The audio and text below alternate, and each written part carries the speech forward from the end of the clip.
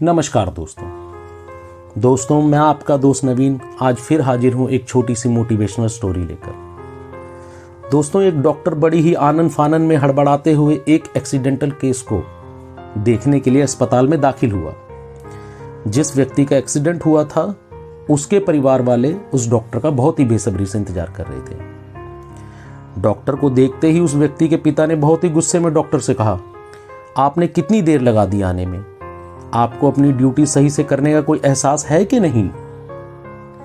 अगर मेरे बेटे को कुछ भी हुआ तो इसके जिम्मेवार केवल आप होंगे। डॉक्टर बहुत ही सॉफ्ट स्वर में बोला, आई एम वेरी सॉरी, मैं खुद अस्पताल में नहीं था। जैसे ही मुझे फोन पर बताया तो मैं तुरंत निकल पड़ा था। आप लोग थोड़ा धीरज रखो ताकि मैं आपके बेटे का इलाज कर सकूं। लड़के का पिता फिर गुस्से में बोला कि किसी की लापरवाही की वजह से अगर आपका खुद का बेटा मर जाए तो क्या आप शांत रह पाओगे? इस स्थिति में आप खुद को रखकर देखो, तब आप महसूस करोगे। डॉक्टर बोला, आप चिंता ना करें, ईश्वर सब ठीक कर देगा। यह बोलकर डॉक्टर ऑपरेशन थिएटर में चला गया।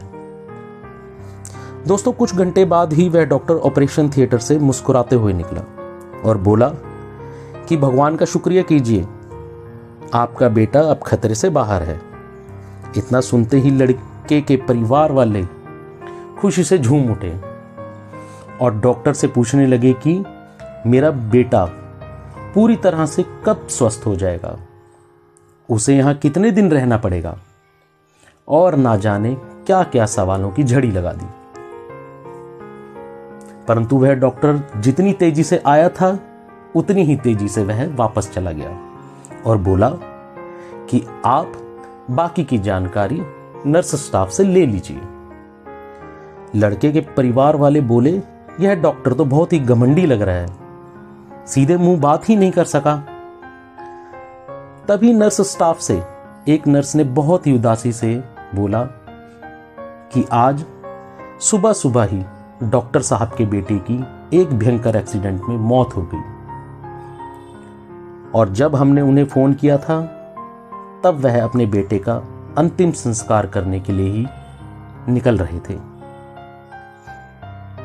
और अब वे बेचारे आपके बेटे का इलाज करने के बाद ही अपने बेटे का अंतिम संस्कार करने के लिए हड़बड़ाहट में वापस चले गए। ये सुनते ही परिवार वालों के पैरों के नीचे से जमीन खिसक गई और उन्हें अपने किए पर बहुत ही पछतावा हुआ।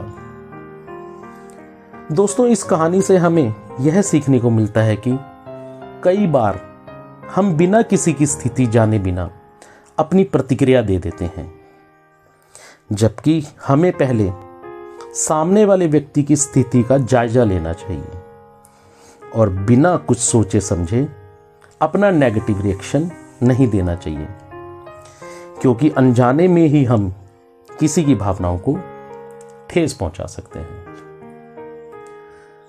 तो दोस्तों, आज की यह मोटिवेशनल स्टोरी आपको अगर अच्छी लगी हो, पसंद आई हो, तो इसे लाइक कीजिएगा, शेयर कीजिएगा, कमेंट कीजिएगा और मेरे चैनल बी पॉजिटिव विद नवीन को सब्सक्राइब कीजिएगा।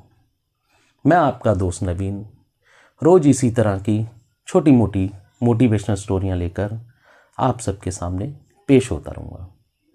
तब तक दोस्तों, नमस्कार, गुड बाय।